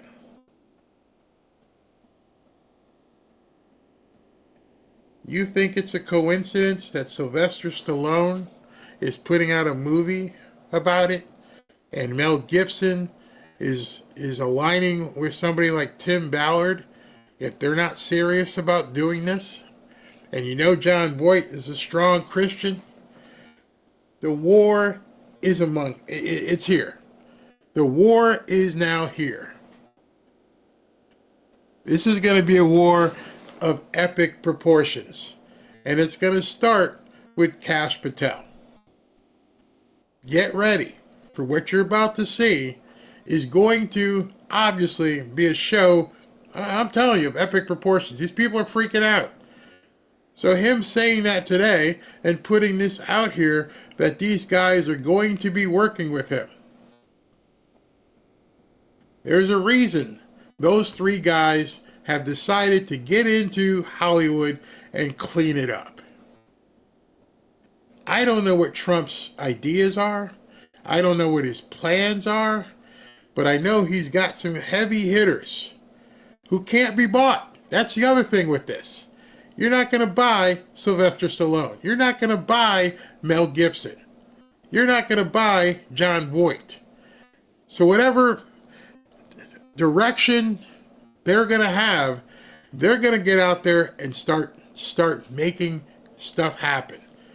They're going to need your support, because if this is what these people are pushing, and it's been going on for this long, it's going to be a big, big war for us to do something with. And here's a tweet about the movie. Trump has named Sylvester Stallone, John Voight, and Mel Gibson special ambassadors to Hollywood. This comes after Stallone released his new movie, Working Man, which he wrote about that word, by corrupt government and the mob. I've said it many times, there are no coincidences. That was from, hold on, let me just put it back up so you guys can see. That was from 4:55 today. That was at 4:55. And when did Trump put up his thing? Trump put this up at 12:30 this afternoon. You think this stuff is a coincidence? You think it's a coincidence that they put out the movie trailer right after, a few hours after Trump drops that? No, there's no coincidences. The man is getting ready to do battle. So you're going to have to do battle along with him. Let me see. Are you guys still here? I don't believe in coincidences. Nope. KRO. Whoa. Yeah. Nancy Mace. Mel Gibson. Sylvester Stallone. John Voight. Donald Trump. It's happening, people. We can't play the winning soundbite yet, because this is a battle. Now it's time to strap on the armor of God. Do what you need to do. Zip it up. Because this is a battle. It's going to be a battle for the ages. He knows what Kash Patel is going to expose. They know what Kash Patel is going to expose. Like Laura Logan says, it's all coming out there. People are seeing this. Accountability dwarfs the border and the economy. We're not looking to pause. We're not looking to, do a few things here or there. We're looking to end this. Because it's got to end in this 4-year period or we're going to be in big trouble. Don't let these people get back on their feet. I know some people think I'm crazy for talking this way. But at the same time, I see what's happening. I look at the timing of these different things. And it's becoming kind of obvious to me when you start looking at it and putting all this stuff together. And, this post that he put up kind of cements it too. We demand that the FBI preserve and retain all records, documents, information on the DEI office. It's coming. And it's of no surprise to anybody. The Democrats and the deep state, they can see it at this point. I don't know what they will do to protect their interest. At this point, it's basically a battle royale. It's Mad Max. One man enters, one man leaves. I think that's what they said. Roaring Rage. Thank you, Barry. You're crazy good. No, Barry, you're right on point. It's just, I know I feel blessed. And I just like to share this messaging with you because, most people on the news won't show you this. And they definitely won't show it to you, chronologically so you can see. Because you're seeing it. Like, wait a second. He just names Mel Gibson and Sylvester Stallone. And Sylvester Stallone was at Mar-a-Lago. And also Mel Gibson was at Mar-a-Lago. And they're talking about all this stuff. Let's finish up here because we still got a little bit of time left here. We got to take care of some stuff. I don't know if it's an ability or if you have it, just you can't quit. And I've seen people quitting. And if they would have held out longer, they would have been successful. I've seen it so much. I've seen some of the most brilliant people in the world that never made it because they were quitters. Never, ever quit.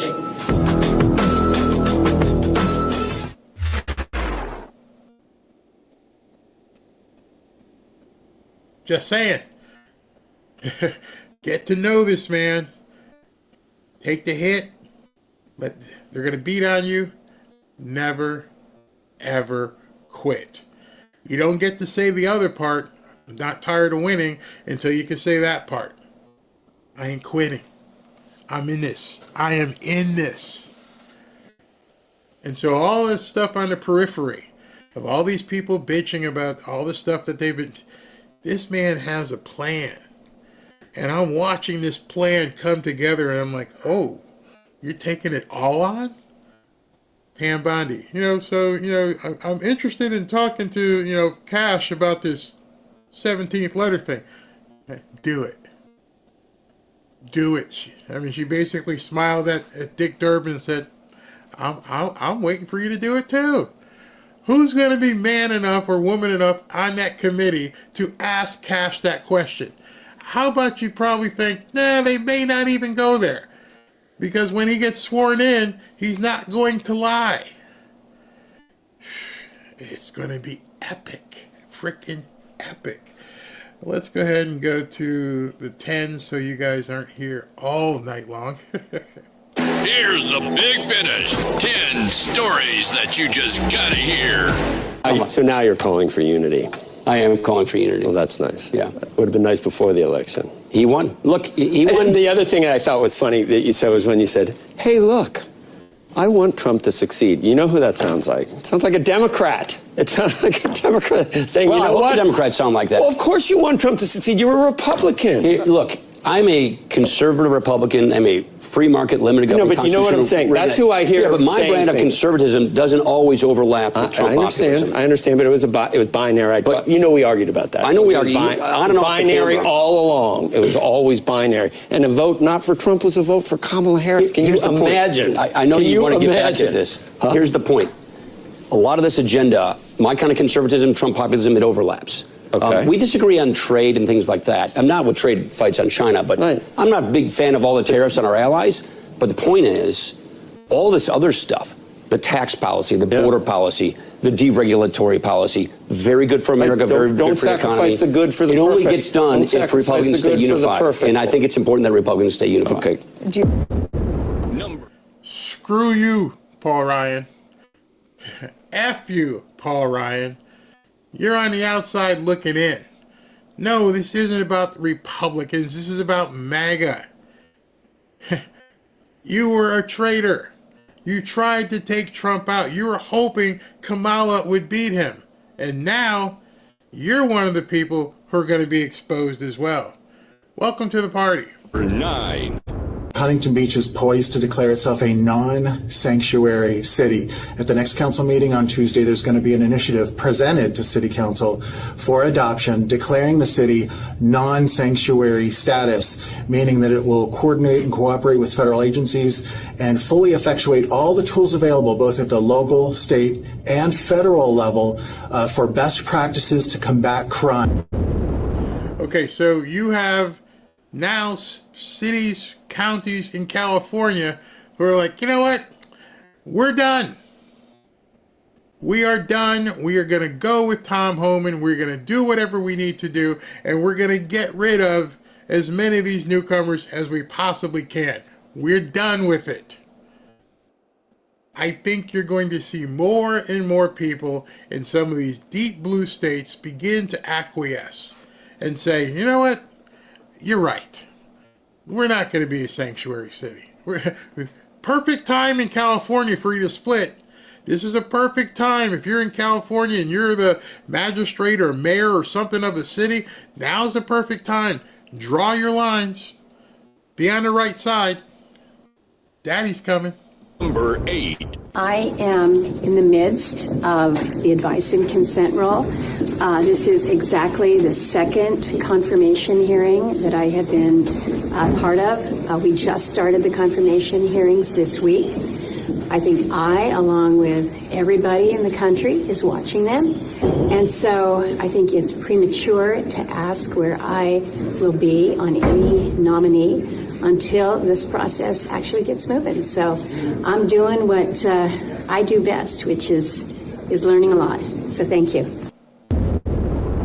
What you do best is be a pain in the ass, and what you do even better is being a coward.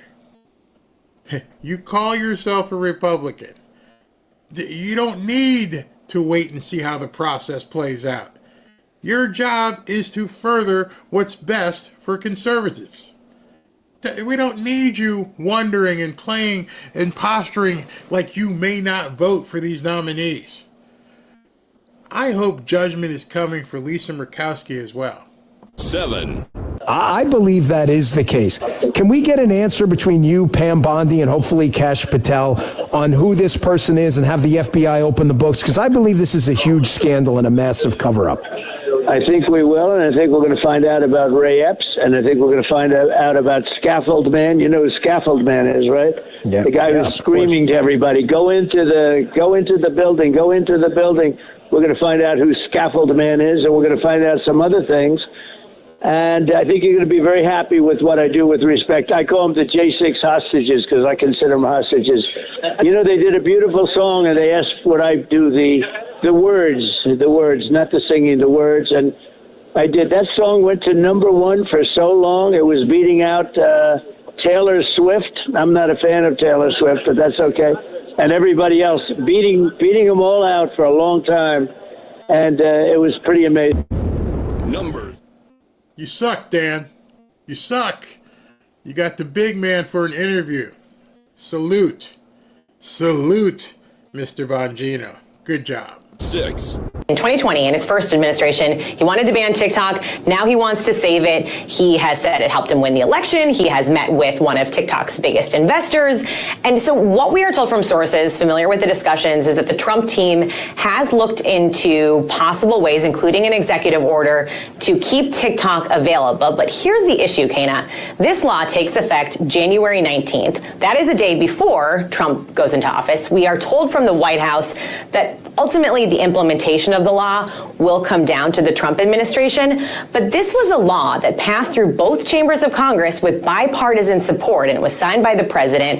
It is being argued in front of the Supreme Court by the Justice Department because of those national security concerns. So what exactly an executive order would look like that could basically undermine the law that's already in effect, we don't really know what Trump could do there. The one suggestion is that Trump could tell his Justice Department not to enforce the law, so basically not take action against app stores like Apple or Google's or internet service providers like Oracle. Basically say, look, you don't have to comply with this law. We're not going to enforce it against you. But very unclear if some of the general counsels at those companies are going to think of that as enough reassurance and not go ahead and enforce this law, and that the ban, essentially wouldn't take effect then. For some reason, she left out the most obvious of solution. Buy it. How can you be a reporter and not report on that option? Somebody could come in and buy it. Excuse me. The only thing they were trying to do is get China to divest from it. So China at this point is has a deadline. It's over. You're done. It's already going to set to take place. You're going to have to shut down on that date. Unless you play ball with Dad. 5. Homelessness, I think that we need to engage local communities and organizations, faith-based organizations, institutions that have real results as it comes to combating homelessness. I think the federal government can be a great partner, but we do need to engage those that are on the local level that have great results as it pertains to homelessness and work with them.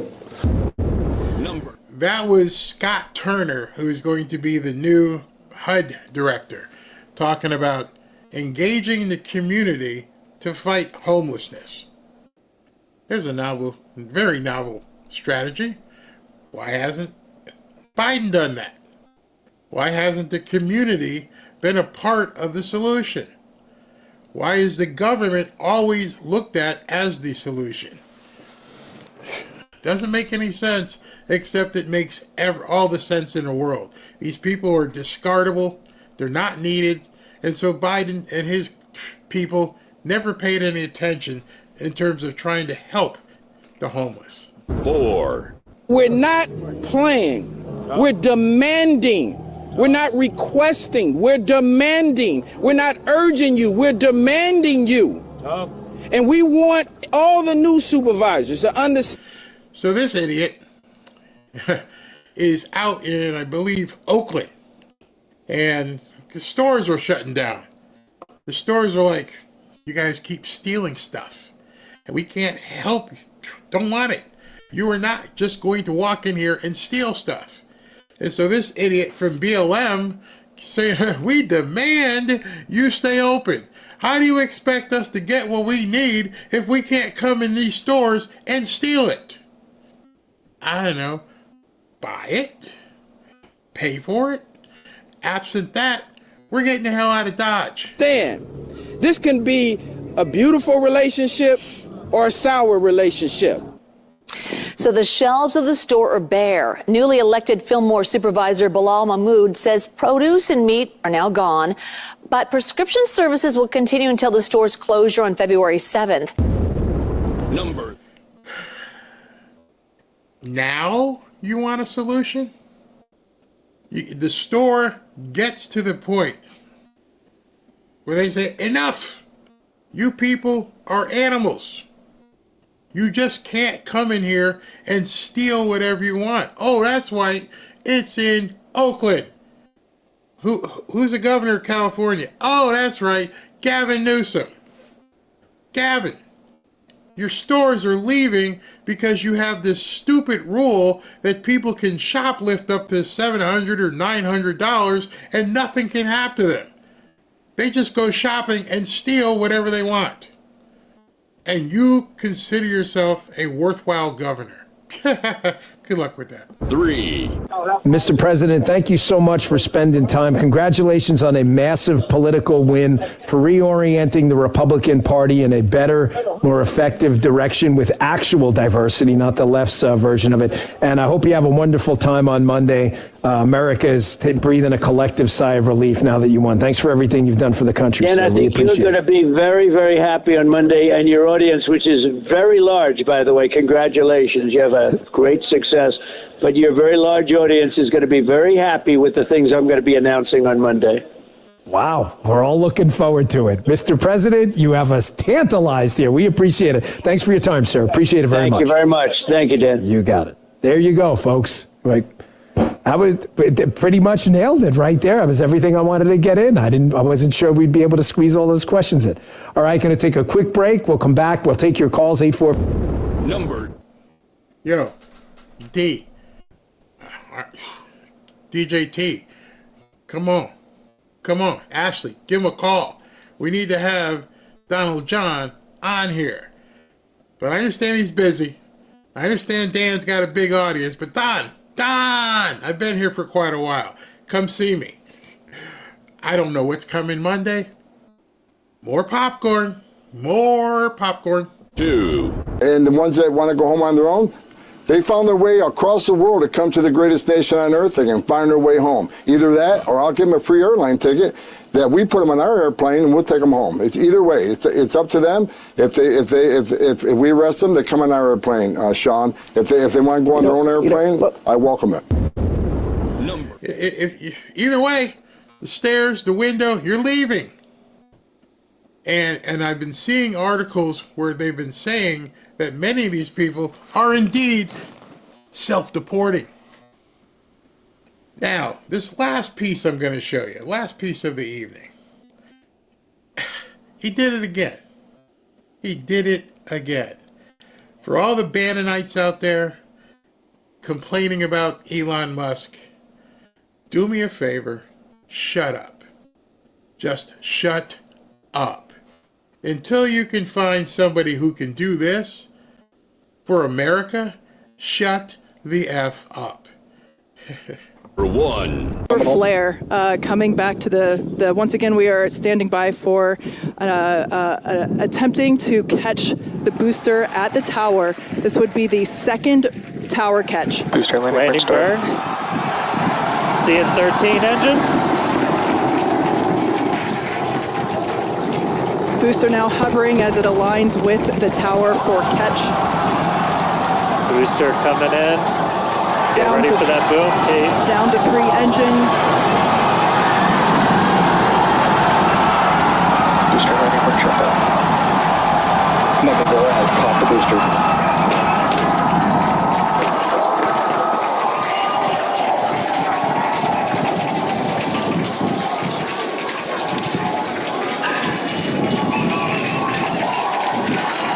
You heard it here. Vexilla has caught the booster.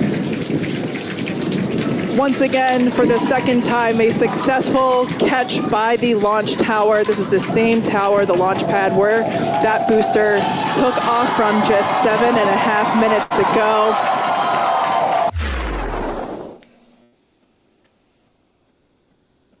The man's catching freaking rockets. He's parking rockets. Rockets are coming down out of the sky at 17,000 miles per hour, and they're, let's go ahead and just put it in the valet section. Do you have any idea the value of that for America?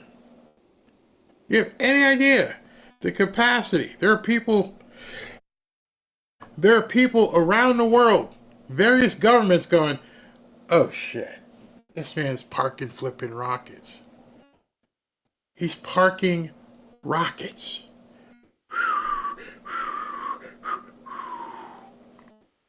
I just want you to comprehend that. all of us who are older and watched the Apollos splash into the ocean, and we saw that happen, and we're like, oh, that's so fantastic. Oh, they splashed into the ocean. Go pick them up. Yeah. I'm going to park right here. That is American greatness. That is something I know Trump, because he has said it, just, oh God, that's fantastic. That's fantastic, Elon. Remember in the campaign, he was like, I was on the phone and I'm talking to somebody and I'm like, hey, hold on. Remember he said that? Hold on. And he said, I watched him park a flippin' rocket. And we got people in supposedly MAGA bitching? Are you friggin' serious? We are about to enter into, or we are already in, a huge war. Many people may not realize it. The fringe is I don't know what they're doing. But shut up. I just watched, you know what that is? We're going to win so much, you may even get tired of winning. And you'll say, please, please, it's too much winning. We can't take it anymore. Mr. President, it's too much. And I'll say, no, it isn't. We have to keep winning. We have to win more. We're going to win more. That indeed is winning. That's what I got for you tonight. That's what I got for you tonight. Brenda Ross says, I couldn't handle anybody talking negative about Elon around me after everything he helped President Trump do. I don't get it. Deep State will pull the total destruction cards. Yeah, they're going to try. Elon went from landing his rockets on Big X to catching them with a launch tower. Watch that again. I'm sure it's all over X. And think to yourself, this dude just caught a rocket. Boom. I'm like, damn. Oh, man. How many licks does it take to... It's breathtaking. It really is. It really, really is. It's crazy. Liberals don't like Elon. They have EDS, which is worse than TDS. Can you imagine how many lines of code that rocket parking took to accomplish? That's not your average Tesla salesman. I want that guy on my side. I want a guy who can park a frickin' rocket, because that tells me he can do other things with it. Just saying. All right, so I'm gonna save my voice. Gonna get. Man, I saw that again today. I'm like, did that really just happen? And people are bitching. Save your bitching. If you want to join us over in our X group, go to fanfareshop.org/group. Would love to have you. I believe the site is working well again. So you can just go to fanfareshop.org, to enter to win a hoodie. Let's go ahead, since it is the night show, and let's go ahead and get ready to give away some hoodies. It's hoodie giveaway time, and let's make Ashley do some work. Let me do this here. Where is it? Where is it? Okay, there it is. Okay, there we go. Let me just move this over. Okay, we are set to go, and to give away 3 hoodies. And let me go with Tommy's Lawrence's drum roll. And go. Let's see who wins. Rebecca Morrison. Rebecca Morrison, you have won a free hoodie. We're going to do it again. Got to go to the drum roll. What in the hell is that? Who entered to win a hoodie and put one name in? How in the heck? Well, I guess we'll have your email address, but come on, people. Lisa? Now, you know how much work that's going to make Ashley do? Now she's got to go through the entire thing and find a Lisa. And what happens if there's 9 Lisas? I think we're going to have to disqualify this one. I think we're going to have, I mean, there is bound to be 12 Lisas who entered. So, we're going to have to make an executive decision here. Lisa, if you didn't put your last name in, you didn't want it that bad. That's how I'm going to look at it. So, no Lisa. Nope, ain't going to happen. All right? Sorry, Lisa, but that's crazy. All right, let's go ahead and play the drum roll. Hopefully it's a full name. There, that's how you do it. Jessica O. Tugman. Jessica O. Tugman, you have won something. Thank you for not just putting Jessica.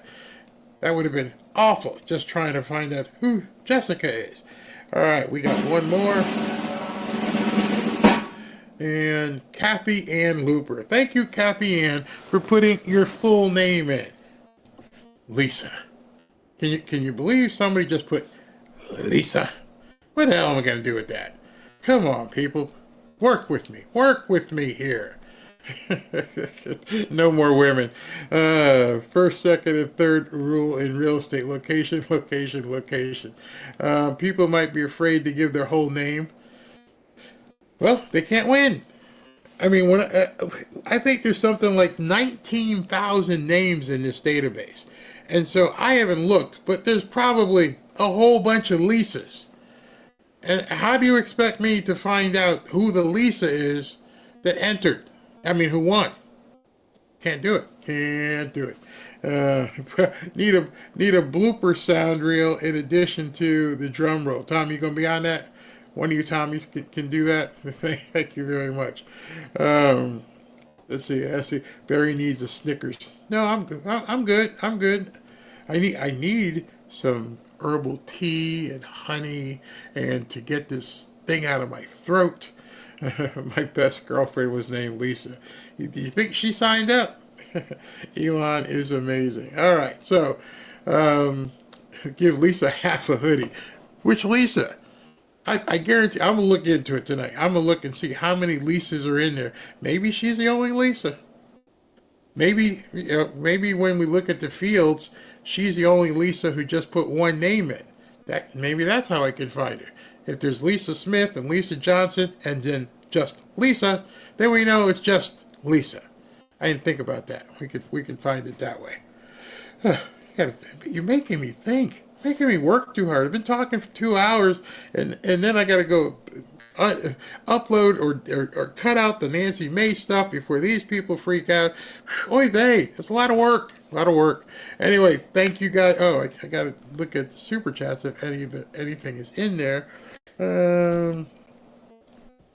Let me check also SV, who texts me all the time. Did he find something? Some more breaking news? Biden is a wuss. That's not breaking news.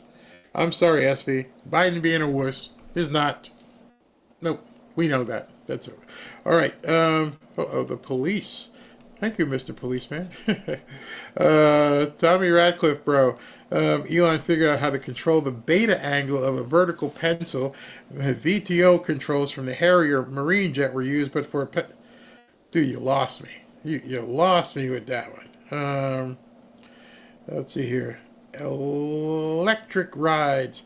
Been waiting for such a time like this for 18 years. My daughter will see justice. Time to take out the trash. Winning, winning, winning, for sure. Hey, KRO. Fight, fight, fight. Not just words. You got that. Egg chin. They're weeping and gnashing their teeth. Oh, yeah. A lot more of that coming. Born on the 4th, those who vote to protect criminals are lowlives and no better than the criminals themselves. Enough is enough. I would just like them to tell me why. Why would you vote against that law? It should be a no-brainer. I mean, think about it. There are a lot of people in Congress who are women. There are a lot of men who know women. And if you talk to a woman and said, most, I won't say most, but many, many women have been hurt. And so you're saying in Congress you don't care? As someone who had this is Joy. As someone who had a perverted uncle, tell the woman and children that it's a disorder and not a crime. Sickos. Yeah. We're up against something very evil. Deanne Hobbs, can we start with the 145 Dems that vote against deporting? Yeah, exactly. I want to see names. I want to see if I can download the names. Linda, I live in California. No money to Newsom and Bass without supervision. Yeah, I think it's got to be. I think it has to be that way. What time is the show on the 19th and the 20th? Excuse me. We're figuring that out right now. Ashley's booking guests. By the way, tomorrow, 8:45, we're going to carry the Kristi Noem hearing for Homeland Security. So they're going to be coming at her hard. Neo, thanks, Barry. Love this winning finally. Absolutely. Yeah, they're going to be coming at Kristi Noem pretty hard tomorrow. Kenny Vincent, thank you. Mark of reality. If Congress sends California money, we need to use that and the 14th Amendment to force election reform. Voter. Ooh, that would be awesome. That would be awesome. Hey, listen, we're not going to get you any money unless we can reform and rehaul your voting. SB just texted me a tweet. I'm thrilled to be named a deputy whip for policy in the 119th Congress. And the Democrats named the Transformer. These people are sick, sick, sick. Talmadge Coates, thank you very much. B. Guerrero, being ignorant is not so much a shame as unwilling to learn. That's the Dems. I cannot believe, what SB just sent me. They're not learning. They're not learning at all. They don't care, I guess. What do we got here? Just another knucklehead. Hey, man, where you been? I'm not doing anything to them myself. I did Lahaina and in Western North Carolina. These people can enjoy Gavin and Karen. Man, they're going to be in such bad shape. This is from Mark of Reality. Unlike California, Florida elected a competent governor who isn't trying to rip off the victims. DeSantis had this state up and running within a few days. He built a freaking bridge. I think a bridge in a couple weeks. Taco to go. Love Barry and my fanfare family. Love you guys. Thank you very much. Mary Boston, great show as always. Thank you very much. When you're feeling ill, well, I don't really feel ill. I just my throat. You guys coming on helps me push through. Adam Carolla for governor. I don't live there, but I'd vote for him for sure. Slaz, as always, great job, Barry. FYI, I must have ESP because I always seem to know that Trump knows before you even announce it. The man is smart, and I don't think he sleeps. Hey, Tommy, they burned it down to build a 15-minute city. My ex-wife, TV actress, knows something. Hire for fire, she said, to burn areas. Yeah, I don't doubt that. Taco Bow, your show is like a Trump rally with commentary. Wait till you see Sunday. Back to the old days of doing a rally. Just another knucklehead would be great is DJT sent DJT Jr. out to LA and bought it all up for the Trump company. they would lose it. Virginia Lem, Newsom said 2 years ago he wants an exit tax for those leaving California. Yep. I thought he put that into place. I thought that people can't leave California. Ugh, crazy. David Cummings, I can't believe there's conversations to bail out Los Angeles, California, while North Carolina and Hawaii are destroyed with no help in sight. Exactly. Tommy Radcliffe, again, Newsom is a female dog, a total F-dog. Tell us how you really feel, man. Tell us how you really, really feel. Sue Ray Bean, there's talk about how they want to turn Los Angeles into a super city for the 2025 Olympics. I'm almost saying, pull the Olympics. Pull the Olympics. Don't let them keep the Olympics at this point. Put it someplace else. Redstone. When I look at Newsom, I think about Trump telling the story about the snake. I can see Gavin's face on the snake dancing. Yeah, probably. Tommy Radcliffe again. No money for Newsom. You failed, sir. Get out. Born in the USA. Get out. I could see that as a condition. Lady Addie, Mike Johnson, be patient. Listen carefully. Watch and learn.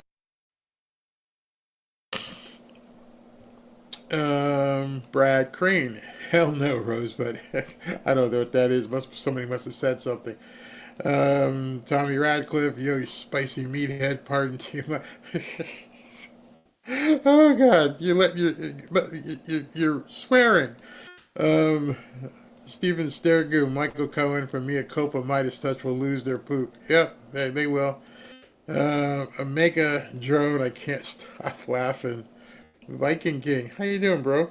I feel in the scene from Airheads, and he wipes it with the pardon. There's no way he takes that pardon. No way he takes a pardon from Biden. Bay Harbor Beauty, I heard that some of DJT nominees may take months to get appointed. If that happens, do you think he will use recess appointments? If that takes months for them to get Kash Patel appointed, there's going to be somebody interim. So I would think that he would pick somebody inside the FBI who he can trust to be like the interim director in the meantime. Makes sense to me anyways. Very good point on Bongino money. Totally get it. Yeah. I can't take the hit, man. If they, you got to step away from your show and come work for me can't do it, bro. Remember the shredding truck a few months ago? Yep, I do remember that. We're going to see some crazy stuff. Police 45, wouldn't that make Elon richer than his planet? For a simple fact, if he finds jewels there. Where was that? If Elon, okay, it was consecutive. If Elon lands on Mars, doesn't his value rise? I don't know how much more it could rise, tell you the truth. The dude's doing everything. All right, guys, thanks for tuning in. 8:45 in the morning tomorrow, we're going to be watching Kristi Noem's hearing. She's going for Homeland Security, taking Mayorkas' spot. Going to be over Border Patrol, so they're probably going to try and hit her pretty hard, so it should be something worth watching. All right, talk to you guys tomorrow morning. I'm going to go have some tea. Maybe get something to eat, kiss the wife, play with the dogs. Speaking of the dogs, he's sitting there crashed. I mean, just crashed. Thanks, everybody. Thank you very much.